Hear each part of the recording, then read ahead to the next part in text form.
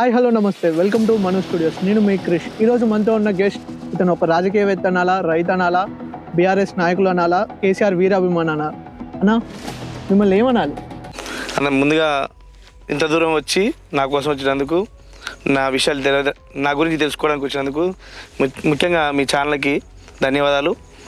మీరు ఏ రకంగా పిలిచినా పలుకుతా. కేసీఆర్ వీరాభిమాన్ అంటేనే మాకు గుర్తుకొస్తారు.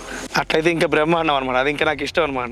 అన్న, నిన్న జరిగిన జూబ్లీహిల్స్ బై ఎలక్షన్స్లో బీఆర్ఎస్ ఓటమి పాలైంది. అంటే దీని ఎఫెక్ట్ బీఆర్ఎస్ పార్టీ మీద ఎంతవరకు ఉంటుంది? మేము ఓడిపోయినాం అనేది చెప్పడంలో మాకు కూడా బాధ అనిపిస్తుంది. ఎందుకు చెప్తున్నాం అంటే, మేము ఓడిపోలే, దొంగ ఓట్లతో ఓడగొట్టారు. అంటే దొంగ ఓట్లు పడ్డాయా?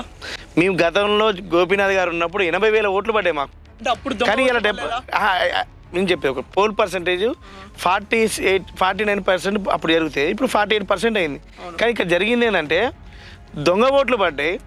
గతంలో మీరు పడని కాడ కూడా ఓట్లు పడ్డాయి. మేము స్వతహాగా అక్కడ ఇన్ఛార్జ్ చేసి ఎమ్మెల్యేలు సహా మంత్రులు సహా కొట్లాడితే ఓటర్లు దొరకలే. 4 లక్షల మంది ఓటర్లు ఉంటే 2 లక్షల మంది ఓటర్లు దొరకలే. ఇలా పోలింగ్ పర్సెంట్ 48% అయితే మేము ఎతికినప్పుడు దొరికిన ఓట్లు వేయడానికి ఎట్లా వచ్చారు? ఎందుకంటున్నారంటే, ఈ రాష్ట్ర ముఖ్యమంత్రి ఓటుకు నోటు కేసులో దొరికిన దొంగ. ఆయన దొంగతనం ఎలా చేయవచ్చు, దొంగోట్లు ఎలా ఏపీయవచ్చు. ఇది జరిగిన విషయం ఏంటంటే, అధర్మంతో ఇలా జరిగిన ఎన్నిక. ఇది ధర్మంగా చేస్తే మేము గెలిచేటోళ్ళం. అంటే బీఆర్ఎస్ గెలిస్తే దొంగ ఓట్లు వేయలేదు, అంటే ఓడిపోతే దొంగ ఓట్లు వేశారని మీరు అంటున్నారా? ఉదాహరణ చెప్తా. మేము గతంలో ప్రభుత్వం 10 సంవత్సరాలు ఉన్నాం. 7 ఉప ఎన్నికలు వచ్చినాయి. 7 ఉప ఎన్నికల్లో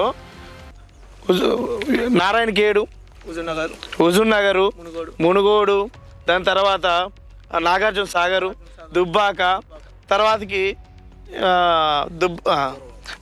దుబ్బాక, హుజూరాబాద్ దుబ్బాకలో మేము ఓడిపోయినాం. 5 చోట్ల మేము గెలిచినాం. ఇదే కాంగ్రెస్ పార్టీకి డిపాజిట్ రానేమో అధికారంలో ముఖ్యమంత్రి కావచ్చు. ఒక్కసారి మేము ఓడిపోగానే ఇంకా అంతా అయిపోయిందంటారు. ఏ రకంగా అయిపోయింది? మేము ప్రజలకు మంచి చేసినాం. ఎందుకు గెలిపించారు? జూబ్లీహిల్స్ ప్రజలు ఎందుకు గెలిపించారు? పేదోడు ఇల్లు కూడా కొట్టేందుకు గెలిపించారా? ఫ్రీ బస్ అని చెప్పి ఆటో కార్మికులు 170 మంది చచ్చిపోయినందుకు గెలిపించారా? విద్యాశాఖ మంత్రి కూడా ఈ రాష్ట్ర ముఖ్యమంత్రి గురుకుల పాఠశాల అన్నం పెట్టుకోవడం 100 మందికి పైగా విద్యార్థులు చచ్చిపోయినందుకు ఓటు వేయించిరా? ఇలా తులం బంగారం ఇచ్చినందుకు వేసిరా? ఈ రాష్ట్రంలో ఇలా ఫ్రీ స్కూటీలు ఇచ్చినందుకు వేసిరా? ఏం జరిగిందని ఓటేసిరు? ఏం జరగలేదు కాబట్టి మాకు ప్రతిపక్ష హోదా ఉంది కాబట్టి 75,000 మంది పైగా ఓట్లు మాకేసి మీరు కొట్లాడండి, మీ అమ్మడి మేము ఉంటాని వేసిన వాళ్ళందరికీ ధన్యవాదాలు. దొంగ ఎట్లా వేసిరు? ఈ దొంగ ముఖ్యమంత్రికి ఎట్లా వేసిరో తెలుసు. దయచేసి జూబ్లీహిల్స్ ప్రజలకు కష్టకాలంలో కాపాడడానికి బీఆర్ఎస్ పార్టీ ఖచ్చితంగా ఉంటుంది. రేపు బుల్లయ్యలు వస్తే కారే అడ్డం అనుకుంటుంది. మేము ఏం కాదు, మాకు ఏడికి పోవాల్సిన అవసరం లేదు. దయచేసి ఎవ్వరు ఏమన్నా అనుకున్నా కానీ ఏం జరగదు. జరిగేది బీఆర్ఎస్ పార్టీ అధికారంలోకి వస్తుంది. వీళ్ళు నిన్న మొన్న ఏదో వేషాలు ఎత్తున్నారు. నిన్న మొన్న పగడేసగాళ్ళు, ఆ పగడేసాల కింద వేసగాళ్ళని కారు పెట్టి పడబెట్టి తొక్కుకుండా పోతాం, ఖచ్చితంగా అధికారంలోకి వస్తాం. ఎందుకు ఇంత ధీమా చెప్తున్నా అంటే, రానను కూడా తెలంగాణ తీసుకొచ్చిన వ్యక్తులు మేము, రానను కూడా రాష్ట్రాన్ని తీసుకొచ్చిన వ్యక్తులు మేము, రానను కూడా కరెంటు తీసుకొచ్చిన వ్యక్తులు మేము. లాస్ట్ ఎన్నికల్లో ఎందుకు ఓడిపోయారన్న మీరు? దొంగ హామీలు. ఒక విషయం చెప్పాలి. ఒక కుటుంబంలో ఒక పెద్ద మనిషి చచ్చిపోతే, మా నాయన మా తాత ఎవరో చచ్చిపోతే, ఆ కుటుంబం వ్యవస్థ అంతా ఆగమైంది. కరోనా అనే లాంటి కష్టకాలంలో 2 సంవత్సరాల కాలంలో ఈ రాష్ట్రం ఆర్థికంగా దివాలా తీసింది. కానీ దాన్ని అంతా పక్క పెట్టేసి ఆర్థికంగా ఇబ్బంది పడుతున్నా కానీ మీరు పొద్దున్నైతే మీరు కూడా హైదరాబాద్ చదువుకున్న ఉన్నత విద్యావంతులు. హైదరాబాద్ రోడ్లు ఎట్లుండేది? హైటెక్స్ కాడ ఒక గుంట పుడపాలంటే సందు ఉండదు, సిగ్నల్ గ్యాప్లోనే వెళ్ళిపోతారు. అది అంత హైటెక్ ఏరియాలో కరోనా టైంలో రోడ్లు పోసి అభివృద్ధి చేసి, ఒక్క విషయం, అభివృద్ధి హైదరాబాద్ లోనే డెవలప్ చేశారు కాబట్టి హైదరాబాద్ సిటీలోనే బీఆర్ఎస్ గెలిచింది. మిగతా తెలంగాణ మొత్తాన్న కాంగ్రెస్ గాలి వీచిందని నేను అంటాను. ఐటీ అంటే బెంగళూరు అనేది, ఐటీ అంటే హైదరాబాద్ అనేది. కానీ అదే ఐటీ హబ్ నల్గొండకి ఎందుకు వచ్చింది? అదే ఐటీ హబ్ ఖమ్మంకి ఎందుకు వచ్చింది? అదే ఐటీ హబ్ సిద్దిపేటకి ఎందుకు వచ్చింది? సూర్యాపేటకి ఎందుకు వచ్చింది? నల్గొండకి ఎందుకు వచ్చింది? కరీంనగర్కి ఎందుకు వచ్చింది? నిజామాబాద్కి ఎందుకు వచ్చింది? ఇది కాదు ఐటీ, ఇది కాదు అభివృద్ధి. గజ్వేల రింగ్ రోడ్ ఉంది, సిద్దిపేట రింగ్ రోడ్ ఉంది, సూర్యాపేటలో కూడా రింగ్ రోడ్ పడడానికి మేము తయారు చేసినాం ప్రణాళిక. ఒక్క విషయం, తెల్లారికల్లా భూతత్వంలో పెట్టేసి బంగారు తెలంగాణ బాటలు వేయాలంటే అభివృద్ధి చేయాలి, ఆర్థికంగా బలోపేతం కావాలా. 30,000 రూపాయలు పోయి 30 లక్షల రూపాయలు చేసిన ఘనత మాది కదా. అభివృద్ధి అంటే ఒక ఊరికి, ఒక పల్లెకి, నీకు నాకు, నువ్వు తెలంగాణ చేస్తే నేను తెలంగాణ, ఇది కాదు అభివృద్ధి. అభివృద్ధి అంటే అందరూ బాగుంటే అభివృద్ధి. అనుముల రేవంత్ రెడ్డి ఒక్కరు బాగుంటే అభివృద్ధి కాదు. అనుముల రేవంత్ రెడ్డి అన్నదమ్ములు బాగుంటే అభివృద్ధి కాదు. అనుముల రేవంత్ రెడ్డి దొంగల ముఠా ఉంటే అభివృద్ధి కాదు. అభివృద్ధి చేసింది మేము, ఈ రాష్ట్రంలో మీరు అన్న హైదరాబాద్లో మాకెందుకు ఓట్లు వేసారంటే 44 ఫ్లైఓవర్లు కట్టినాం, 36 ఓపెన్ చేసినాం, 10 రూపాయలు పెట్టి కత్తెర కొనుక్కొని ఈయన ఓపెన్ చేసి ఇంకా 4 ఓపెన్ కంప్లీట్ కాలి. మరి చేసిన మీరు ఎందుకు ఓటమి పాలయ్యారన్న? నేనేమంటున్నా దొంగ హామీలు ఈ రాష్ట్రంలో. ఇప్పుడు నాకే ఒక చెల్లి ఉండదు, నా చెల్లె బిడ్డ పెళ్లి కావాలంటే నేను ఒక 10,000 రూపాయలు ఇసుకు మేనమాలు ఎక్కిచ్చేటాను. నేను ఏమైనా నా భార్య ఉండి కట్టెట్టిస్తావే 5,000 అని చెప్పింది. అలాంటి ఆడపిల్లకి పెళ్ళి అయితే కేసీఆర్ పెద్ద మేనమాయి 50,000, దాని తర్వాత ఆర్థికంగా బలోపేతమైన రాష్ట్రం 75,000, తర్వాత 1,16,000 రూపాయలు ఇచ్చి ఆడపిల్లకి పెద్ద మేనమాయి ఆర్థిక బలోపేతం చేసి వీళ్ళు అరాసపడబాడు. కేసీఆర్ 1,00,000 రూపాయలు ఇచ్చిండు, వీళ్ళ తులం బంగారం అన్న. కేసీఆర్ 2,000 పెన్షన్ ఇచ్చిండు, వీళ్ళు 4,000 అన్న. ఎంత ఏలంపాటు అయిపోయింది. జనం ఏమనుకున్నారంటే అరే కేసీఆర్ నిజంగా ఇచ్చిందిగా, ఒకసారి ఏడ్జత్తుండాయి, అట్లాంటున్నాయి ఇట్లాంటున్నాయి, ఈ దొంగకి అవకాశం ఇద్దాం అంటే ఈ దొంగకే తాళాలు ఇచ్చారు. ఇప్పుడు దోసుక తింటుండు ఈ రాష్ట్రంలో. ఇప్పుడు తెలంగాణ 10 ఏళ్ల కాలంలో తెలంగాణ కొన్ని కోట్ల అప్పు అయింది, కొన్ని లక్షల కోట్ల అప్పు అయింది అంటే అప్పుడు ఎవరు దోచుకోలేదా బీఆర్ఎస్ నాయకులు? ఒక విషయం ఇదే మీలాంటి చదువుకున్న వాళ్ళకి చెప్పే చిన్న సూచన ఏంటంటే, లక్షల కోట్లు అయింది, 1,000 కోట్లు తిన్నారు, ఏం మరి 2 ఏళ్ళ అధికారంలో నువ్వే కదా, ఏం బీకినావు? అంతకుముందు లేదు, మేమే ఉన్నాం. మేము ఈ రాష్ట్రంలో ముఖ్యమంత్రి యనమల రేవంత్ రెడ్డి దొంగ దొరికిండు, ఎమ్మెల్యేల ముగ్గురు దొరికిండు, పట్టుకొని గల్లా పట్టుకొని లాక్కపోయి చెంచలగూడ జైలేసి చిప్పకూడి వినిపించడం. మరి ఈ రాష్ట్ర ముఖ్యమంత్రి 20 నెలల కాలంలో ఈ కేసు అంటాడు, కాళేశ్వరం అంటాడు, ఇది అంటాడు, అదంటాడు, డ్రగ్స్ అంటాడు. మరి నువ్వే కదా ముఖ్యమంత్రికి ఉన్నది, ఏం బీకినావు, ఏం చేసినావు? ఏమొచ్చు?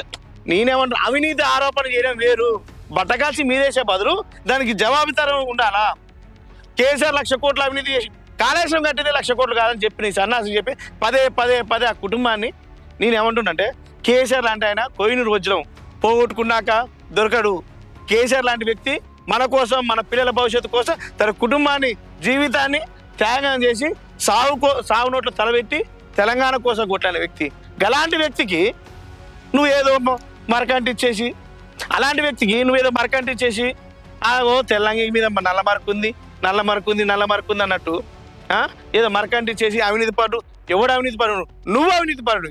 మన ఇద్దరం దొంగతనాన్ని పోతే నేను దొరికితే నేను దొంగనైతా, నువ్వు దొరవైతావు. ఈ రాష్ట్రంలో దొరికిన దొంగ యనమల రేవంత్ రెడ్డి దొంగ, కేసీఆర్ దొంగ కాదు. ఎందుకు మాట్లాడుతున్నావు? ఆయన వయసు ఏంది? నీ తండ్రి వయసు. కేసీఆర్ పొద్దున్న లేస్తే కేసీఆర్ సాగు, పొద్దున్న లేస్తే కేసీఆర్ ఆరోగ్యం మారి, పొద్దున్న లేస్తే కేసీఆర్ లేవలేకపోతుంది, కేసీఆర్ పడుకుంటాడు మాట్లాడదు.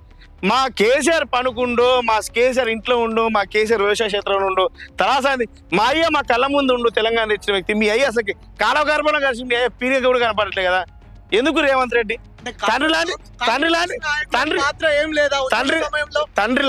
తండ్రి లాంటి కేసీఆర్ అనే ముందు నీ తండ్రిని గుర్తు తెచ్చుకో. నీ తండ్రి అసలు కాంట్రాక్ట్ లోకానికే పోయిండు.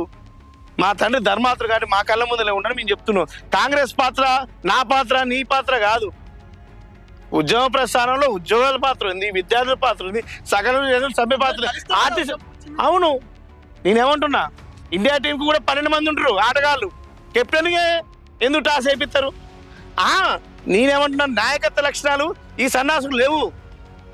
నాయకత్వ లక్షణాలు ఉన్న మొగోడు కేసీఆర్ కాబట్టి అందరిని కలిపిండు, అందరిని కూడగట్టిండు. ఎన్నిసార్లు రాజీనామా చేసిండు? ఈ ఉప ఎన్నికల్లో ఓడిపోతే అయిపోయింది. కేసీఆర్ ఎన్నిసార్లు కొట్లాడిండు? 13 సార్లు ఎమ్మెల్యేగా, 2 సార్లు ఎంపీగా, కేంద్ర మంత్రిగా. ఇవాళ ఉన్న మోడీ కూడా క్యాబినెట్ మినిస్టర్ ర్యాంకే, సేమ్ ఈక్వల్. స్వతంత్ర హోదా ఉన్న క్యాబినెట్ ర్యాంక్ మినిస్టర్ పదవి కూడా వదిలేసుకొని నా తెలంగాణ ముఖ్యం అనుకొని బయటికి వెళ్ళిండు. ఇవాళ ముక్కు నేల పిండించి ఒక్కొక్కరిని ముక్కు నేలకు రాపించి ఇవాళ తెలంగాణ తెచ్చిండు. మేము ఇచ్చిన ఎవడరా మీరు ఇయడానికి? మీ జయ్య జాగిరా, మీ ఇంట్లో బ్యాంకులో ఉన్న దాచుకుందా? తెలంగాణ అనేదే మన దేశం కాదు, మనకు చిన్న రాష్ట్రంగా ఉన్నాం. ఆ రాష్ట్రంలో కుట్రలు కుతంత్రాలు చేసి ఇలాంటి సైకోలు దోసుక తింటుంటే ఆ సైకోలు వచ్చేయడానికి వెనక్కి వచ్చింది డాక్టరే. ఆ డాక్టరే కేసీఆర్. అందరికి వైద్యం చేసి సకలం బాగు చేసి ఇలా అభివృద్ధి పదం ఉన్న రాష్ట్రం తీసుకొచ్చి ఏం చేసినా మీరు? 200 రూపాయల పెన్షన్ 2,000 చేసింది కేసీఆర్. 500 రూపాయల వికలాంగుల పెన్షన్ని 4,000 చేసింది కేసీఆర్. ఈ రాష్ట్రంలో సన్నబియ్యం మీరు కాదు బాబు, పిల్లలకి హాస్టల్ పిల్లలకి సన్నబియ్యం ఎప్పుడో పెట్టింది కేసీఆర్. ప్రచారం చేసుకోలేకపోయినా మేము విఫలమైనాం, పని చేయడంలో విఫలం అయిపోయినాం. గెలిచినాం ఇల్లు ఊడగొడితే ఓటేసేటోడు, ప్రాణాలు పోతే ఓటేసేటోడు. ఇలా రాష్ట్ర రైతాంగానికి ఎక్కడైనా ప్రపంచంలో నీ సొంత భూమికి నువ్వు పెట్టుబడి పెట్టుకునేదానికి అప్పు తెచ్చుకోవాలి. స్టేట్ గారు తెలిపోయి స్టేట్ గారు నేను పలానా పంట వేస్తున్నా, నాకు అప్పీరి పని నాకు ఇస్తానా కానీ కేసీఆర్ ముందర నీకు పెట్టుబడి సాయం చేసి నీకు 10,000 రూపాయలు ఇచ్చి యూరియా బత్తలకి సాయం చేసి ఆ పంటను కొని ఒకవేళ నువ్వు కుటుంబానికి అప్పయ్యి ఆర్థికంగా బాగాలేకపోతే ఆ కుటుంబం చాలా మంది ఒక ఇంట్లో పెద్ద చచ్చిపోతే ఆ కుటుంబ వ్యవస్థ సర్వనాశనం అయిపోయింది. అలాంటి పరిస్థితిలో రైతు బీమా అనే పథకం పెట్టి దినాలు వెళ్ళక ముందుకి ఆ కుటుంబంలో ఉన్న పాము కాటుకో ఏదో రకంగా కరెంట్ షాక్కో ఏదో ఇబ్బంది చనిపోతే ఆ కుటుంబాన్ని కాపాడుకోవడానికి రైతు బీమా పథకం పెట్టి ఆ కుటుంబాల్లో ఆర్థికంగా బలోపేతమై ఒక ఆర్థిక పెద్దన్నగా ఆ కుటుంబం పెద్దగా తయారు చేసినావు. అది వదిలేసి కేసీఆర్ నాశనం చేసి మరి మీరు ఎందుకు లేపారు 50 సంవత్సరాలు రైతు బంధు? ఇప్పుడు 100 ఎకరాలు ఉన్న వాళ్ళకి కూడా రైతు బంధు ఇస్తున్నారు అంటే 100 ఎకరాలు ఉన్న వాళ్ళకి ఎందుకన్నా రైతు బంధు అంటున్నారు కదా, అంటే రైతు బంధు 100 ఎకరాలు ఉన్న వాళ్ళకి కూడా కేసీఆర్ గారు రైతు బంధు ఇచ్చారు కదా. ఈ తెలంగాణ రాష్ట్రంలో తెలంగాణకు రాకముందు 100 ఎకరాలు ఉన్న ఆయన కూడా బొంబాయి పోయి అమాలి పని చేసుకునే వాళ్ళు ఉండు, పాలమూరు బిడ్డలు పోయి పాలదందా చేసుకునే వాళ్ళు ఉన్నారు, వీళ్ళు గల్ఫ్ పోయి అడుక్కున్న వాళ్ళు, గల్ఫ్ పోయి కష్టపడే వాళ్ళు, గల్ఫ్ పోయి కూలీ పని చేసుకున్నారు. భూమి ఉండడం గొప్ప కాదు, భూమికి నీళ్ళు వేయడం గొప్ప, భూమికి కరెంట్ వేయడం గొప్ప, భూమిలో పంట పండించడం గొప్ప. పంట పండించడానికి నీళ్లు లేక కరెంటు లేక కష్టకాలం ఉన్న వాళ్ళకి దిక్సు చేయండు. మీరు రైతు బంధు 10,000 ఇస్తుంటే ఈ రాష్ట్రంలో 24 గంటల కరెంట్ ఇస్తా అంటే ఎవరు నమ్మలేదు. వద్దు సార్ మాకు 24 గంటల కరెంట్ అనేదాకా కేసీఆర్ ఇచ్చిండు. కేసీఆర్ అంటే ఆయన పెట్టి చంపుతాడు, కొట్టి చంపడు. కేసీఆర్ నీకు ఆగ్రహింది అన్నం పెట్టంటే ఆగు బిడ్డ కడుపు నిండా పెడతా అని కొన్ని కోసి పెడతాడు. కానీ ఈ అనుమల రేవంత్ రెడ్డి కడుపు మార్చి ప్రాణాలు తీయడు. ఈయన విద్యాశాఖ మంత్రి కూడా అంటాడు.